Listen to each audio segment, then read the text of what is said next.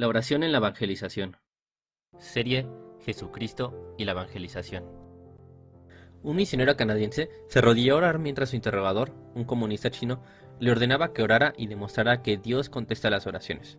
El misionero oró que Dios hiciera visible que sí contesta las oraciones, aun cuando eso significara que su interrogador perdiera la vista y quedara ciego. Inmediatamente el comunista chino quedó ciego. Eventos como este se ven muy poco hoy en el mundo libre, pero en la Biblia y en los países donde hay persecución suceden vez tras vez. Dios no ha cambiado, nosotros hemos cambiado. En Hechos capítulo 4 versículo 1 al 31 nos muestra la importancia de la oración en la evangelización. Mientras Pedro y Juan le hablaban a la gente, se vieron enfrentados por los sacerdotes, el capitán de la guardia del templo y algunos de los saduceos. Estos líderes estaban sumamente molestos porque Pedro y Juan enseñaban a la gente que hay resurrección de los muertos por medio de Jesús. Los arrestaron y como ya era de noche, los metieron en la cárcel hasta la mañana siguiente. Pero muchos de los que habían oído el mensaje lo creyeron, así que el número de creyentes ascendió a un total aproximado de 5,000 hombres, sin contar a las mujeres y a los niños. Al día siguiente, el concilio, integrado por todos los gobernantes, ancianos y maestros de la ley religiosa, se reunió en Jerusalén. El sumo sacerdote, Anás, estaba presente junto a Caifás, Juan, Alejandro y otros parientes del sumo sacerdote. Hicieron entrar a los 2 discípulos y les preguntaron: ¿Con qué poder o en nombre de quién han hecho esto? Entonces Pedro, lleno del Espíritu Santo, les dijo: Gobernantes y ancianos de nuestro pueblo, ¿nos interrogan hoy por haber hecho una buena obra a un inválido? ¿Quieren saber cómo fue sanado? Déjenme decirles claramente, tanto a ustedes como a todo el pueblo de Israel, que fue sanado por el poderoso nombre de Jesucristo de Nazaret, el hombre a quien ustedes crucificaron, pero a quien Dios levantó de los muertos. Pues es Jesús a quien se refieren las Escrituras cuando dicen: la piedra que ustedes, los constructores, rechazaron, ahora se ha convertido en la piedra principal. En ningún otro hay salvación. Dios no ha dado ningún otro nombre bajo el cielo mediante el cual podamos ser salvos.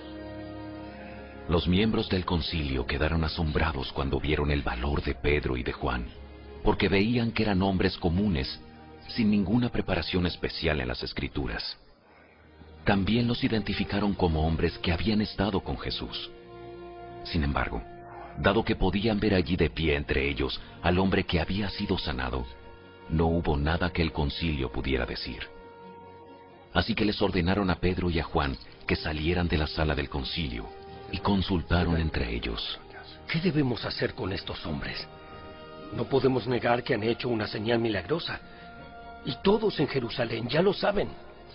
Así que para evitar que sigan divulgando su propaganda aún más, tenemos que advertirles que no vuelvan a hablar con nadie en el nombre de Jesús. Entonces llamaron nuevamente a los apóstoles y les ordenaron que nunca más hablaran ni enseñaran en el nombre de Jesús. Pero Pedro y Juan respondieron: ¿acaso piensan que Dios quiere que los obedezcamos a ustedes en lugar de a Él? Nosotros no podemos dejar de hablar acerca de todo lo que hemos visto y oído.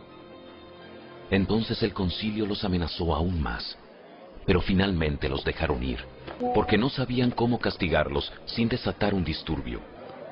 Pues todos alababan a Dios por esa señal milagrosa, la sanidad de un hombre que había estado lisiado por más de 40 años. Tan pronto como quedaron libres, Pedro y Juan volvieron a donde estaban los demás creyentes, y les contaron lo que los sacerdotes principales y los ancianos les habían dicho. Cuando los creyentes oyeron las noticias, todos juntos alzaron sus voces en oración a Dios. ¡Oh Señor soberano! Creador del cielo y de la tierra, del mar y de todo lo que hay en ellos. Hace mucho tiempo, tú hablaste por el Espíritu Santo mediante nuestro antepasado David, tu siervo, y dijiste: ¿por qué estaban tan enojadas las naciones? ¿Por qué perdieron el tiempo en planes inútiles? Los reyes de la tierra se prepararon para la batalla. Los gobernantes se reunieron en contra del Señor y en contra de su Mesías. De hecho, eso ha ocurrido aquí, en esta misma ciudad. Pues Herodes Antipas, el gobernador Poncio Pilato, los gentiles y el pueblo de Israel estaban todos unidos en contra de Jesús, tu santo siervo, a quien tú ungiste. Sin embargo, todo lo que hicieron ya estaba determinado de antemano, de acuerdo con tu voluntad. Y ahora, oh Señor, escucha sus amenazas y danos a nosotros, tus siervos, mucho valor al predicar tu palabra. Extiende tu mano con poder sanador. Que se hagan señales milagrosas y maravillas por medio del nombre de tu santo siervo Jesús. Después de esta oración, el lugar donde estaban reunidos tembló, y todos fueron llenos del Espíritu Santo, y predicaban con valentía la palabra de Dios. ¿Por qué la persecución es inevitable para los que evangelizan? Hoy vamos a mostrar, por medio de la Biblia, que claramente desde el inicio mismo de los tiempos, la idea de Dios ha sido que todos seamos semejantes a su Hijo Jesucristo y que los principios de su reino sean establecidos en la evangelización y toda actividad espiritual. Esto no es opcional, es una obligación de todos nosotros como creyentes. Es la naturaleza misma de Jesús puesta en cada creyente, al llamado a la evangelización. Vamos a comenzar con lo que Jesús nos escribió claramente en la Biblia, que iba a haber consecuencias en nuestras vidas al empezar a dar frutos como resultado de pasar tiempo con Él en oración y la lectura de su palabra. Jesús dijo: bienaventurados los que padecen persecución por causa de la justicia, porque de ellos es el reino de los cielos. Bienaventurados seréis cuando por mi causa os insulten, os persigan y digan toda clase de mal contra vosotros mintiendo. Dice: gócense y alégrense, porque vuestra recompensa es grande en los cielos, pues así persiguieron a los profetas que vivieron antes de vosotros. Esto lo dice en Mateo 5, 10 y 11. Jesús dijo que los perseguidos son bendecidos.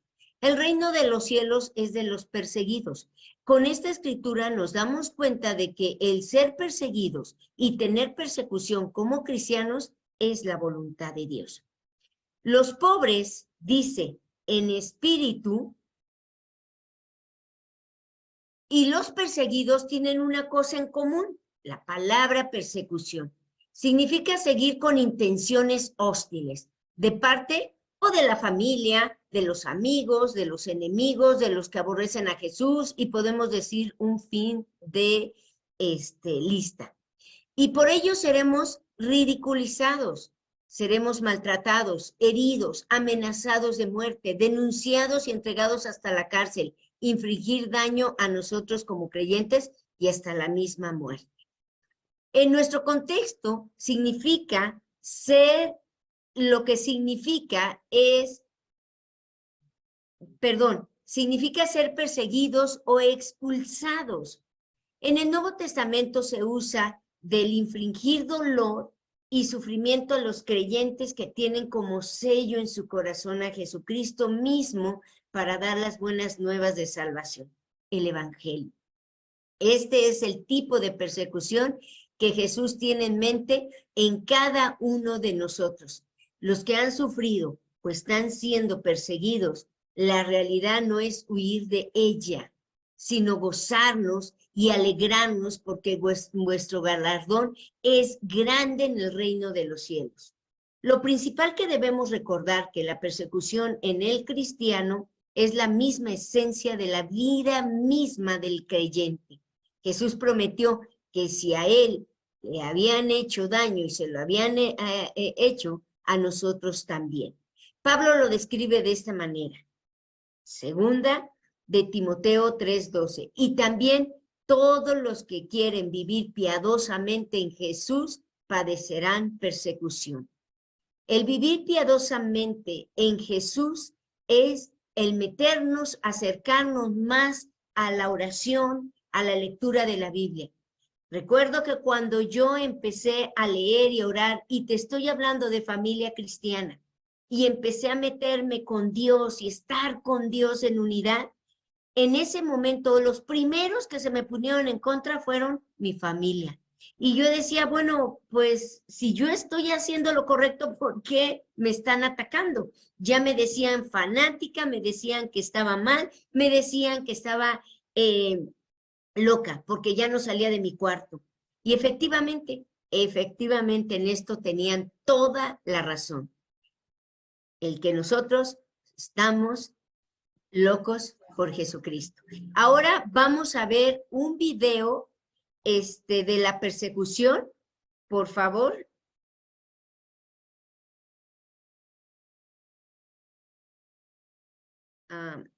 Albert, ya. ¿Por qué la persecución es inevitable para los que evangelizan? Los talibanes suspenden la educación universitaria. La persecución aumenta después de 10 años. Cristianos son acusados de apostasía. Alerta de oración. Iglesia es cerrada en Cuba. El gobierno y los cárteles de la droga limitan la libertad de los cristianos en América Latina. El número de cristianos perseguidos ha llegado a un número alarmante. Ya son más de 360 millones de cristianos perseguidos en todo el mundo. Hombres, mujeres y niños que enfrentan violencia, ataques, presiones y muchas veces la muerte por causa de su fe en Jesús. La falta de libertad de las comunidades cristianas es representada en la lista mundial de la persecución, un ranking que identifica los 50 países más hostiles para los seguidores de Jesús. Desde 1993, la lista es la única herramienta que monitorea y analiza la persecución de forma sistemática y completa. Esta investigación de puertas abiertas lleva en consideración los diversos medios que son usados para inhibir, discriminar y presionar a los cristianos. Sean estos estructuras religiosas, políticas, familiares y o redes criminales que tienen como objetivo debilitar a la Iglesia y eliminar el cristianismo de la historia. En 2023, Corea del Norte vuelve a la primera posición en el ranking. Este es el país más cerrado al Evangelio de Cristo en todo el mundo. La mayor fuente de persecución proviene del Estado y sus ideologías rígidas y absolutas que no dan espacio a ninguna creencia diferente o extranjera. Con la aplicación de nuevas leyes, el número de detenciones de los cristianos aumentó una vez más y las iglesias en casas fueron completamente cerradas. Todos los cristianos norcoreanos sobreviven en constante peligro y mantienen su fe en secreto. La violencia contra los cristianos también aumentó en los países de África subsahariana presentes en la lista. Somalia, Eritrea, Nigeria y ahora Sudán forman parte de los 10 primeros países en el ranking 2023. La expansión del extremismo islámico ha encontrado un terreno fértil en la región. Allí, los cristianos son blanco de los grupos extremistas violentos como Boko Haram, Al-Shabaab y tantos otros que destruyen iglesias y aldeas enteras a su paso. Afganistán, que alcanzó titulares en la prensa internacional, se encuentra en la 9ª posición. Después de la turbulenta toma del gobierno por el Talibán, el país se ha convertido en una cárcel donde los derechos humanos no son respetados. Los pocos cristianos en el país huyeron o viven de forma clandestina, totalmente escondidos. Muchos están en campos de refugiados y enfrentan hambre y miedo diariamente. Las mujeres y los niños son los más vulnerables. Más cerca de lo que imaginamos, en América Latina, un nuevo país entra en el ranking. Nicaragua, donde la Iglesia se ha visto directamente afectada por la represión del actual gobierno, el cierre de templos, la clausura de establecimientos, así como la difamación y prisión de líderes eclesiásticos, se han vuelto comunes. El objetivo de estas acciones es intimidar a los cristianos y silenciarlos. Cabe destacar que la persecución también se ha intensificado en los demás países de la región, como en Colombia, Cuba y México, naciones presentes en la lista por años. Es evidente que los desafíos de la Iglesia alrededor del mundo son muchos y continúan en ascenso. Las formas pueden variar, pero la persecución es constante. A pesar de todo, una cosa permanece inmutable: el poder que existe en la unidad y el amor del cuerpo de Cristo. Este es el vínculo perfecto que nos une y nos mueve para enfrentar lo que ha de venir. Tus oraciones son muestra de este amor y fortalecen a los cristianos perseguidos para que continúen haciendo brillar la luz de Jesucristo en los lugares más oscuros. ¿Qué pidieron a Dios los primeros cristianos al ser perseguidos? Hechos capítulo 4, versículo 29 al 30. Y ahora, oh Señor, escucha sus amenazas y danos a nosotros, tus siervos, mucho valor al predicar tu palabra. Extiende tu mano con poder sanador. Que se hagan señales milagrosas y maravillas por medio del nombre de tu santo siervo Jesús. Primero que nada, ellos oraron que Dios mirara las amenazas. Jesús dijo que, si obedecemos su palabra, seremos como el hombre prudente que edificó su casa sobre la roca. Y aunque sobre nuestra vida vendrán lluvias, que son pruebas de Dios, los vientos, que son ataques del diablo, y los ríos, que son amenazas de la gente, no caeríamos porque seremos fundados sobre la roca. Al evangelizar, estamos edificando sobre la roca. Solo debemos orar a Dios que mire las amenazas de los que se oponen mientras seguimos edificando sobre la roca. Lo segundo que ellos pidieron fue denuedo para predicar la palabra. Denuedo significa valentía, coraje y audacia. Eso es lo que se necesita para prevalecer en la evangelización. Nosotros no podemos producir el denuedo, por eso debemos pedir cada vez que oremos denuedo. El evangelio es poder de Dios y viene acompañado de sanidades, señales y prodigios en el nombre de Jesús. ¿Qué respondió Dios? Hechos capítulo 4, versículo 31. Después de esta oración, el lugar donde estaban reunidos tembló, y todos fueron llenos del Espíritu Santo, y predicaban con valentía la palabra de Dios. Lo primero que sucedió cuando ellos oraron es que el lugar donde estaban tembló. Los temblores han estado presentes en la proclamación del Evangelio. Tembló cuando Jesús murió, tembló cuando Jesús resucitó, y tembló cuando el Espíritu descendió. Tembló cuando Pablo y Silas cantaban en prisión. Los fenómenos naturales muchas veces indican movimientos en la esfera espiritual. Históricamente lo podemos comprobar. De hecho, Jesús profetizó que al acercarse el fin del mundo también se incrementarían los temblores y terremotos. Jesús profetizó: y será predicado este evangelio del reino a todas las naciones, y entonces vendrá el fin del mundo. Después del temblor, fueron todos llenos del Espíritu Santo. La llenura del Espíritu es una experiencia continua, no de una sola vez. Debemos estar siempre llenos del Espíritu Santo. En este caso, la llenura vino como resultado de la oración no egoísta y centrada en la voluntad de Dios. Tal vez si oramos como ellos oraban, experimentaremos la llenura y el denuedo que ellos recibieron. La tercera respuesta de parte de Dios es que hablaban con denuedo la palabra. Hablar con denuedo no es el resultado del estudio o conocimiento, sino de la llenura del Espíritu. Debemos tener como prioridad el ser todo el tiempo llenos del Espíritu si queremos ser buenos evangelistas. Para eso es necesario profundizar en nuestra relación personal con Dios, por medio de incrementar nuestros tiempos de oración, ayuno y lectura, a la par de practicar el amor con la familia principalmente. ¿Quién se opone a la evangelización? La respuesta es Satanás. ¿Por qué Satanás concentra sus ataques en los que oran?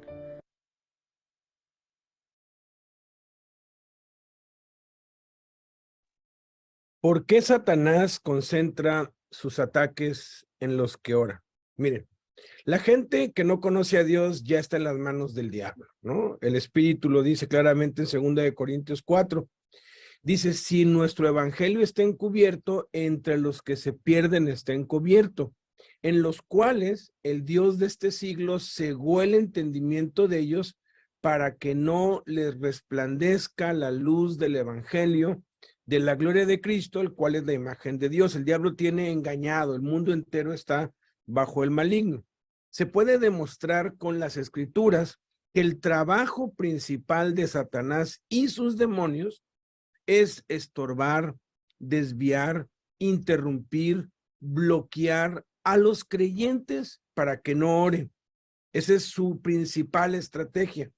Jesús nos dejó el ejemplo. Él todos los días, mientras estuvo aquí en la tierra, se levantaba muy de mañana, siendo aún muy oscuro, se iba a un lugar desierto y oraba. Podemos ver claramente allí que la oración fue la clave del éxito del ministerio de Cristo, fue el secreto. Bueno, no es un secreto porque ahí está, pues, revelado de su poder espiritual. Es interesante que no vemos a Jesús orando cuando se encontraba con un enfermo. O sea, no vemos a Jesús que oraba, ¿no? Padre, te pido por este leproso, ten misericordia de él, sánalo, Señor. Padre, te pido por este paralítico, ten misericordia de él, sánalo, no. Él simplemente actuaba, él simplemente declaraba la palabra de Dios. A mí me llamó mucho la atención de ver la diferencia, ¿no? La iglesia donde yo iba, oraban por los enfermos y siempre era, Padre, te pedimos que tengas misericordia, que los sanes, y pues poníamos manos y todo. Y no está mal. Y vaya, ahora sí que es muy bueno orar los unos por los otros. Pero Jesús no lo hizo así. ¿Por qué? Porque como él tenía una relación personal, como él tenía una vida de oración intensa, entonces cuando se le presentaban las necesidades, él actuaba. En la tormenta, pues Jesús tampoco dijo, Padre, te pido que calmes el viento. No, él le habló al viento, le habló al mar y se calmó. Tampoco los discípulos oraron por los enfermos. Pedro y Juan con el cojo, ¿se acuerdan? Que cuando lo ven allí, no oraron, Padre, extiende tu mano y toca este cojo. No, le dijo Pedro, no tenemos plata ni oro, pero lo que tengo te doy en el nombre de Jesucristo de Nazaret, levántate y anda. Si somos cristianos que tenemos la oración como una prioridad en nuestra vida, vamos inevitablemente a ser atacados por Satanás. Como Blanquita decía hace un rato, la persecución es inevitable y empieza primeramente por Satanás, por los demonios. El diablo pone todas las tinieblas a la disposición para impedirnos orar. ¿Por qué? Porque de la oración surge todo. El poder de Dios se desata por medio de la oración y Satanás tiene miedo, por eso nos ataca. Pero ¿saben qué? No debemos tener miedo. Muchos, por el miedo, no se meten de lleno con Dios en oración, porque cuando lo han hecho, se les ha vuelto, ahora sí que se les ha puesto de cabeza todo, y entonces, pues generalmente dicen, no, pues yo ya no me voy a meter otra vez a orar así fuerte porque lo hice, y empezaron a haber problemas aquí, problemas acá, problemas allá, y mejor ya no se meten. Pero ¿saben qué? Ese es hacer un pacto con el diablo, un pacto de no agresión, porque orar es declararle la guerra al diablo. Y el diablo es muy astuto y nos mete miedo. Pero ¿saben qué? No tengamos miedo. Mayor es el que está en nosotros que el diablo que está en el mundo. Jesús dijo, les doy potestad para hollar serpientes y escorpiones y sobre toda fuerza del enemigo y nada los dañará. La única arma que Satanás tiene es la mentira, que nos vomita con su boca, pero no nos puede hacer daño. Miren, si el diablo nos pudiera matar, hace tiempo que nos hubiera matado, pero como no puede, Él hace que nos matemos los unos contra los otros, siembra pensamientos de depresión, de desesperación para que nos quitemos la vida, porque Él no nos puede tocar. El único poder que Satanás tiene sobre ti y sobre mí es el que le damos nosotros. Él no tiene ningún poder más, porque Jesucristo ya lo venció en la cruz. Entonces, no debemos tener miedo. Él va a usar toda clase de argumentos y nos va a hacer que nos sintamos incómodos, que vengan pensamientos horribles cuando estamos orando, que nos duela la cabeza, nos va a interrumpir. Ahora sí que va a buscar todas las formas posibles para impedirnos orar, pero no tengan miedo porque ya está vencido. De hecho, nos deberíamos sentir halagados cuando Satanás nos ataca, porque nos está atacando porque tiene miedo, porque esa es, ahora sí que, el principal trabajo del diablo. Entonces, no te desanimes, no dejes de orar. Si ya lo dejaste de hacer, vuélvelo a retomar otra vez. Y sí, la vida pareciera que se pone de cabeza, pero Dios siempre se glorifica, sobre todo si es por causa de orar, porque de una vida de oración surge una vida de evangelización inevitablemente. Es imposible que tú tengas una vida de oración profunda y no hables de Jesús a todos los que te rodean. De hecho, la razón por la que muchos no hablan de Cristo es porque no tienen una vida de oración sólida. Por eso es que el diablo ataca. Continuemos.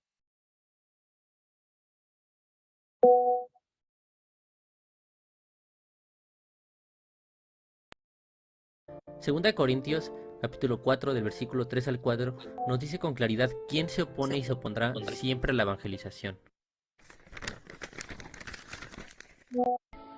Si la buena noticia que predicamos está escondida detrás de un velo, solo está oculta de la gente que se pierde.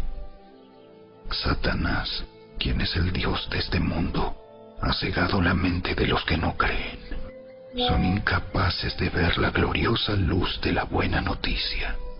No entienden este mensaje acerca de la gloria de Cristo, quien es la imagen exacta de Dios.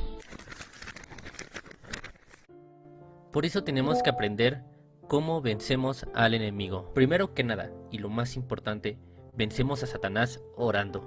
Efesios capítulo 6, versículo 18. Oren en el Espíritu, en todo momento y en toda ocasión. Manténganse alerta y sean persistentes en sus oraciones por todos los creyentes en todas partes. ¿Cómo podemos orar en todo tiempo con toda oración?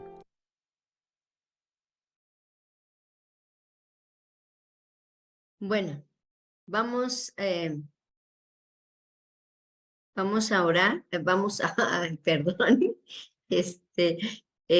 vamos con la siguiente pregunta, y es, ¿cómo podemos orar en todo tiempo con toda oración? Miren, Jesús era un hombre de oración, permítanme. Perdón. ¿Cómo podemos orar en todo tiempo con toda oración? Jesús era un hombre de oración. La oración era el secreto de su vida, de su tremenda influencia, de su sufrimiento y perseverancia, de su ardiente pasión por las personas. Y por eso es el más calificado, el Señor Jesucristo mismo, para enseñarnos a cómo vivir en una vida de oración en todo tiempo y para instruirnos en el santo arte de la oración. Lo primero es que la oración es lo más esencial. Reconoce que no podemos solos, necesitamos de Él. Y la manera de cómo podemos aprender de Él es a través de la oración. Vamos a verlo, el primer paso, podemos orar en cualquier situación. Pablo no solo nos exhorta a orar, nos exhortaba, sino a orar en todo tiempo. Y esto nos recuerda en 1 Tesalonicenses 5:17, lo que quiere decir que debemos procurar vivir en una verdadera atmósfera y actitud de oración. Es de la mayor importancia que tengamos tiempos determinados de oración, como Daniel, que oraba 3 veces al día, y lo vemos en Daniel 6:10, o como David, que oraba 3 veces al día, y lo dice en el Salmo 55:17, y más tarde nos dice que oraba 7 veces al día, en Salmo 119, 164. Y como nuestro Señor Jesucristo, que constantemente se apartaba a un lugar de oración, en Lucas 6:12. Por eso es tan importante orar en todo tiempo y que podamos orar en ocasiones especiales, como en momentos difíciles, cuando necesitamos dirección, cuando somos tentados, cuando somos perseguidos, cuando nos llega una noticia mala, cuando llega una enfermedad y cuando nos encontramos en cualquier clase de necesidad. Segundo, podemos orar usando todas las maneras de oración.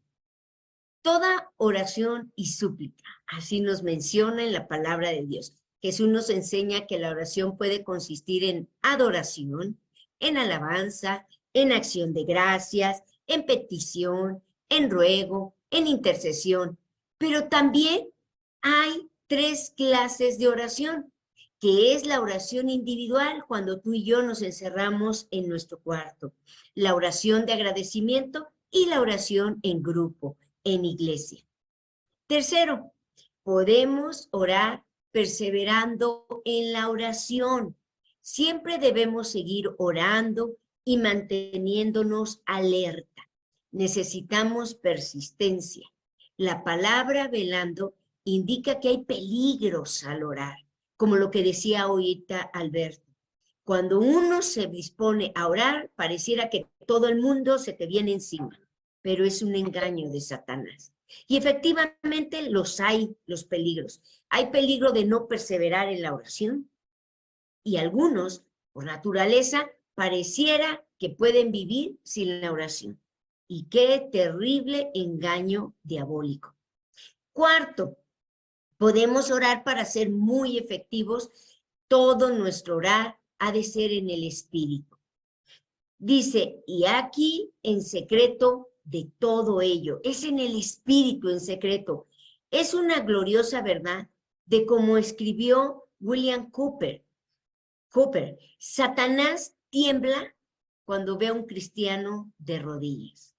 Y tenía ciertísima razón el poeta Alfred Tennyson, cuando escribió, más cosas se logran por la oración que este mundo imagina, por eso que tu voz se eleve como una fuente ante Dios de noche y de día. Entonces, debemos de poder saber que podemos orar en todo momento y que es una necesidad en nuestros corazones de seguir orando todos los días de nuestra vida, el estar plenamente en oración y en íntima adoración con nuestro Señor Jesucristo. Sigamos.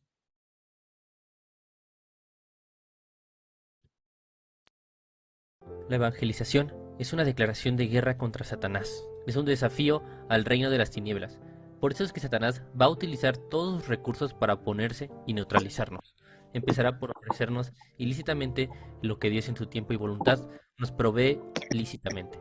Cuando no puedas derrotarnos por la carne, se irá al alma, y después a lo espiritual, que es más peligroso, porque pone distracciones espirituales, como construir edificios, recaudar fondos, estudiar teología y muchos otros distractores que terminan impidiéndonos seguir evangelizando y discipulando a las personas. Por eso la oración es vital tanto para nuestra protección contra los ataques del diablo y al mismo tiempo es un arma poderosa para quitar el velo de los ojos de los que están perdidos y pueden salvarse. La segunda cosa que tenemos que aprender para vencer a Satanás es vistiéndonos con la armadura de Dios. Efesios capítulo 6, versículo 11, dice claramente cómo debemos vestirnos con la armadura de Dios. Pónganse toda la armadura de Dios para poder mantenerse firmes contra todas las estrategias del diablo. ¿Cómo nos vestimos con toda la armadura de Dios?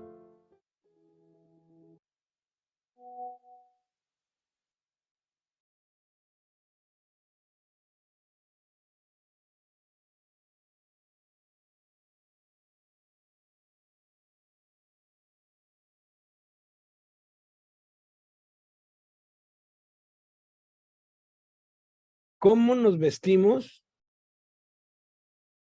¿Cómo nos vestimos con toda la armadura de Dios? Esta es una enseñanza que ha sido a veces pues llevada a un extremo o a otro. Ha sido a veces malinterpretada. Algunos la descartan y otros la usan de manera supersticiosa, pero no tienen nada que ver ni con la superstición ni con ciertas frases, porque yo he oído que dicen, no, es que tienes que orar y decir, yo me visto con toda la armadura de Dios, y si tú no dices que te vistes con la armadura de Dios, no estás vestido con la armadura de Dios. Pero eso es igual como cuando se usa mal la sangre de Cristo, ¿no? Yo me cubro con la sangre de Cristo. No hay base bíblica para eso. ¿Cómo nos vestimos con toda la armadura de Dios? Pues lo dice muy claramente Efesios capítulo 6. El versículo 11 nos da una orden. Vístanse de toda la armadura de Dios. No dice, ora y di, yo me visto con toda la armadura de Dios. Dice, vístete. Cuando tú te pones ropa, cuando tú y yo nos vestimos todos los días, pues no proferimos ninguna palabra, simplemente hacemos acciones, ¿verdad? Nos ponemos la camisa, el pantalón, los zapatos, o sea, nos vestimos, punto. No tenemos que utilizar algunos trucos o frases. Nada tiene que ver pues con lo que digas o con una oración, ¿no? Dice por qué, para que puedan estar firmes contra las acechanzas del diablo. El diablo está atacando y para poder estar firme contra sus acechanzas hay que vestirnos de toda la armadura de Dios. Luego en el versículo 12 pues dice claramente que nuestra lucha no es contra carne y sangre, no es contra nuestra esposa, nuestro esposo, nuestro vecino, no es contra la gente, es contra los demonios. Luego dice en el versículo 13 de Efesios capítulo 6, por tanto, otra vez dice, tomen toda la armadura de Dios. Ya no dice vistan, se dice tomen toda la armadura de Dios. Y es algo muy práctico. Y dice para que puedan resistir en el día malo y habiendo acabado todo, estar firmes. Entonces, empieza mencionando cada parte de la armadura y está implícita la acción. Tú te pones los pantalones, la camisa, los calcetines, los zapatos, ¿no? La chamarra. Son acciones prácticas que tú haces. Entonces, lo primero que dice aquí en el versículo 14 es, estén pues firmes, ceñidos, amarrados su cintura con la verdad. Aquí habla del cinturón de la verdad. ¿Cómo es eso? Hablando la verdad, no diciendo mentiras. Cada vez que decimos mentiras, por la razón que sea, nosotros estamos exponiéndonos, nos estamos volviendo vulnerables, estamos abriendo puertas al diablo para que sus acechanzas tengan éxito. Entonces, yo me protejo al hablar con la verdad. Luego dice, vestidos con la coraza de justicia. Eso tiene que ver con la honestidad, ser honestos en todos nuestros tratos. Honestidad, no vender más caro, no dar gato por liebre, cobrar lo que es justo, no alterar las balanzas. La honestidad nos hace estar protegidos contra el diablo. La deshonestidad abre las puertas para que el diablo haga allí lo que él quiera. Por eso es que muchos fracasan, porque son deshonestos. Luego dice en el 15, calzados los pies con el apresto del evangelio de la paz. ¿Cómo se hace eso? Hablando de Jesús a los otros. Luego dice, sobre todo tomen el escudo de la fe ¿Cómo se hace eso? Leyendo, escribiendo, memorizando la palabra de Dios. Luego dice, y tomen el yelmo de la salvación y la espada del Espíritu. ¿Cómo hacemos eso? Pues el yelmo de la salvación tiene que ver con la seguridad, el estar nosotros seguros en Cristo, afirmar nuestra seguridad en Cristo, y luego repite, porque el escudo de la fe tiene que ver con la palabra y la espada del Espíritu tiene que ver con la palabra, pero aquí el sentido es que el escudo de la fe es cuando yo leo, escribo, memorizo la palabra de Dios para mí, y la espada del Espíritu es cuando yo le enseño la palabra de Dios a otros, cuando yo doy la palabra. Lo que estamos haciendo Blanquita y yo ahorita es esto, usar la espada del Espíritu. Cuando le hablas de Cristo a alguien, estás usando la espada del Espíritu. Y en el versículo 18 nos dice cómo se hace todo esto. Dice, orando en todo tiempo, con toda oración y súplica en el Espíritu. La oración es la clave. No orando frases específicas, sino viviendo una vida de oración tal y como nos explicó Blanquis hace un rato. Continuemos.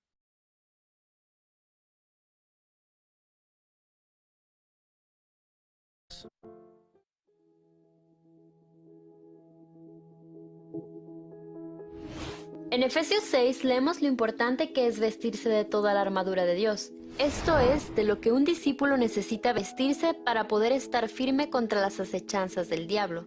Al igual que una armadura física, la armadura de Dios se compone de diferentes partes.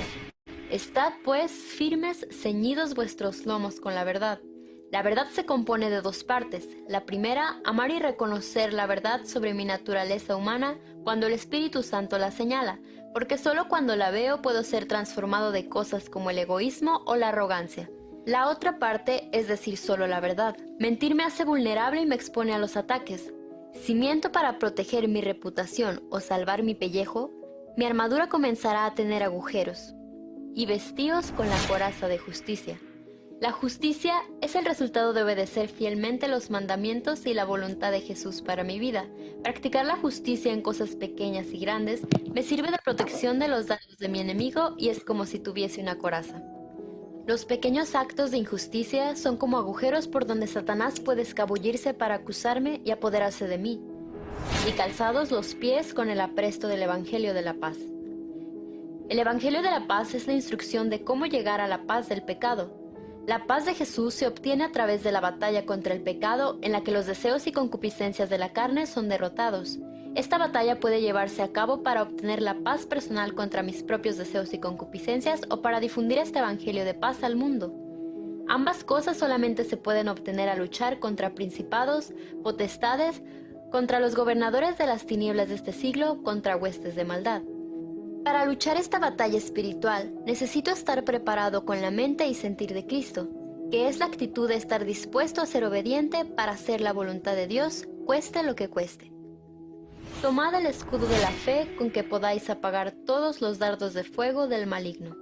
Con ese escudo de la fe puedo desviar todos los esfuerzos que hace Satanás para convencerme de que dude, me rinda, me desanime, desobedezca o que peque. Cuando creo en Dios y en sus promesas y camino en obediencia a la fe, este escudo siempre me protegerá.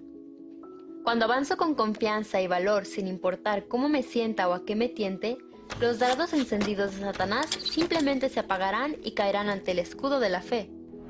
Tomad el yelmo de la salvación. Cuando creo que el fin de mi fe será la salvación de mi alma, como escribe Pedro, entonces podré resistir cualquier cosa que el diablo intente lanzar para moverme de mi fe. Esta esperanza me hace fuerte en el Señor, me quita el miedo en la batalla y me hace capaz de soportar las pruebas y dificultades de fuego sin perder mi fe, porque veo el resultado final, mi salvación eterna. La espada del Espíritu. La espada del Espíritu es la palabra de Dios. Puede ahuyentar a todo un ejército de espíritus malignos.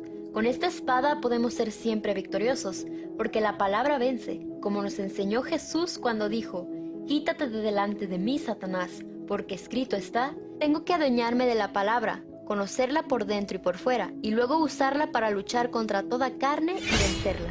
Una sola palabra de Dios puede detener instantáneamente al enemigo. La palabra juzga entre lo correcto y lo incorrecto, el bien y el mal, y me muestra la verdad. Si obedezco la palabra, Satanás nunca podrá hacerme caer. Cuando me visto de toda la armadura de Dios, soy más que vencedor por medio de aquel que me amó.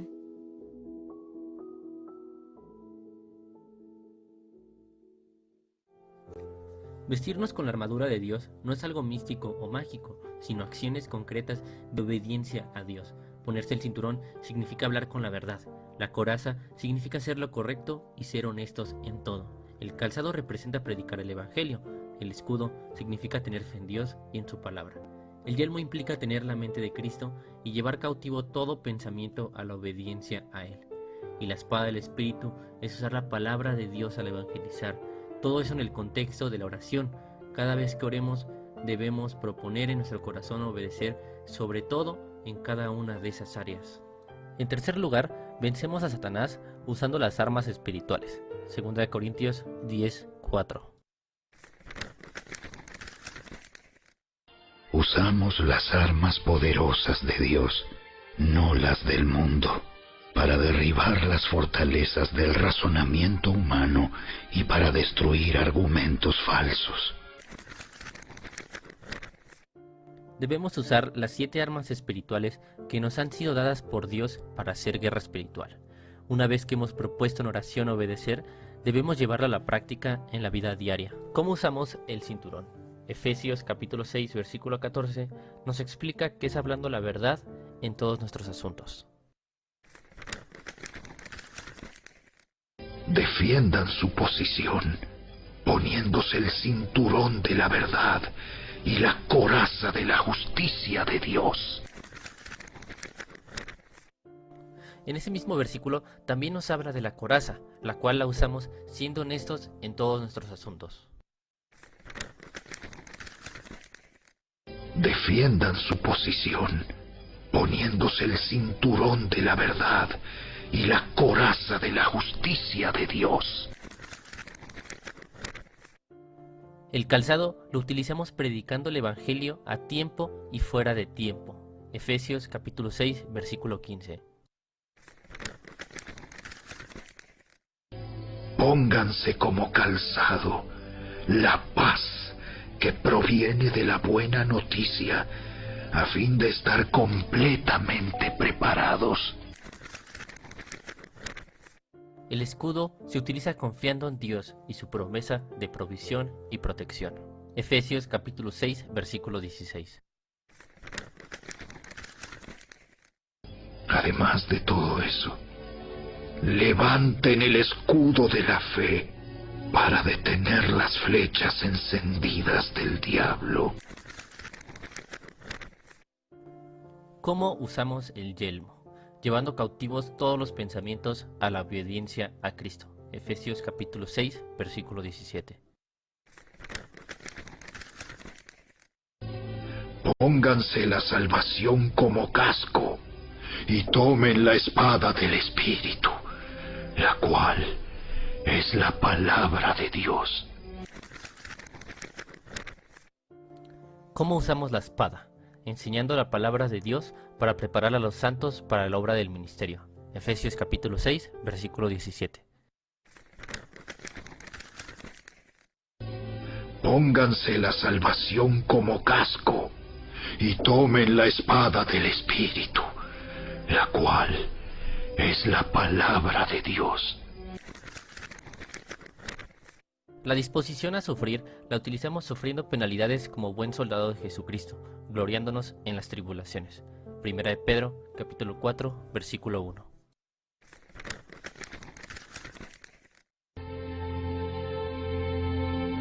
Por lo tanto, ya que Cristo sufrió dolor en su cuerpo, ustedes prepárense, adoptando la misma actitud que tuvo Él, y estén listos para sufrir también. Pues si han sufrido físicamente por Cristo, han terminado con el pecado. La oración en la evangelización ya no es para salir de los problemas o ser librados de nuestros enemigos. Más bien, la oración es una declaración de guerra, un desafío a los principados y potestades. La oración en la evangelización es un llamado a la batalla, a pelear para poner a los enemigos de Jesús bajo sus pies. Esa es la verdadera guerra espiritual, la oración para la evangelización, ya que por medio de eso vengamos todas las caídas y ataques del maligno en contra nuestra y de nuestros seres amados.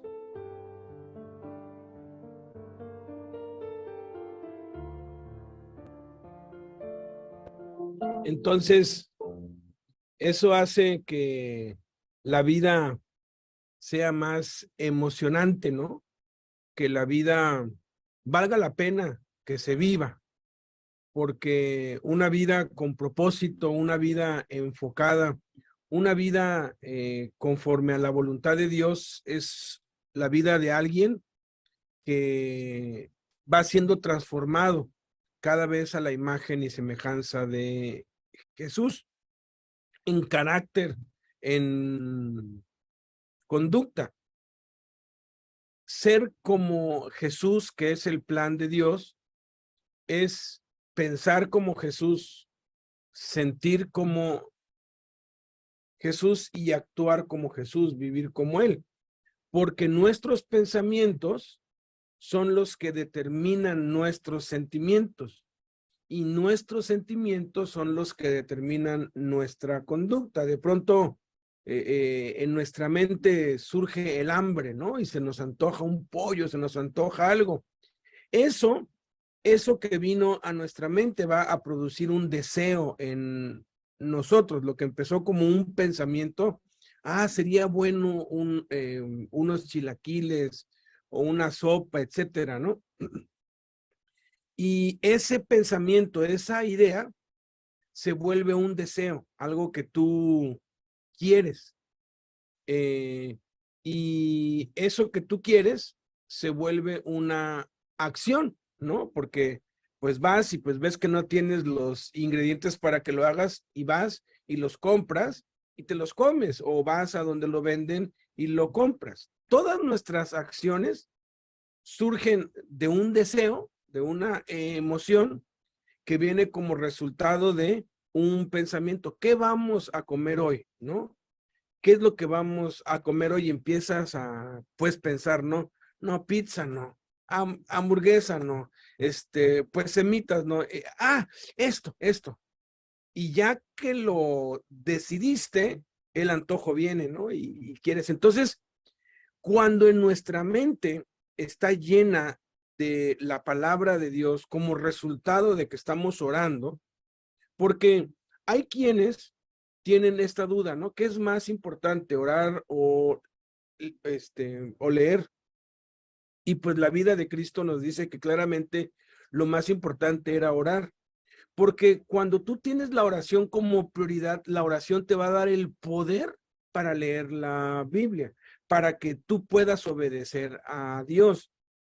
La fortaleza para obedecer viene de la oración y entonces lees la Biblia, porque cuando oras Dios te habla y pone pensamientos en tu mente. Necesito leer la Biblia. Entonces eso produce un deseo. Voy a leer la Biblia y eso entonces resulta en una acción. Tomas una Biblia y le empiezas a leer. Oye, no he escrito la Biblia. Cuando estás orando, Dios te empieza a bombardear porque Dios nos bombardea en nuestra mente también. Escribe la Biblia. Y sí, ¿verdad? Escribirla. Entonces ya cuando tomas una decisión, eso se vuelve un deseo y compras un se llama cuaderno y escribes la Biblia y entonces ya lo estás llevando a la práctica. Es cuando oras que Dios te habla y te dice, ve y háblale a fulano de tal, o ve y habla aquí, o ve y habla allá. Él es el que pone en tu mente la idea, el pensamiento de hablarle de Cristo a otros, o hablarle de Cristo a alguien en particular, por decirlo así. Y entonces, eso se vuelve un sentimiento, que es una emoción, y esa emoción se convierte en una acción, y eso es ir siendo semejantes a Cristo. Entonces,